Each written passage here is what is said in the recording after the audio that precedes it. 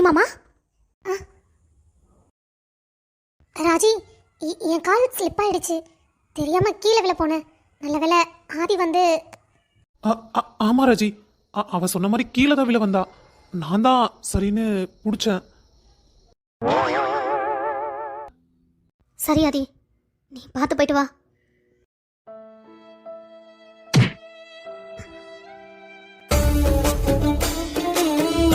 ஆதி மாமா, என்ன பண்ணிட்டு இருக்கீங்க? முதல்ல அவளை கீழே விடுங்க. Are you okay? I'm good, thank you so much Aadhi. தேங்க்யூமா, தேங்க்யூ. இதுக்கடுத்தாலும் தேங்க்யூன்னு சொல்லி என் மாமா மேலேயே எப்போ பாரு உளுந்து கிடக்குறா. காலையில் தான் அந்த கூத்து பண்ணா, திரும்பவும் இந்த கூத்து பண்ணிட்டு இருக்கா இவள.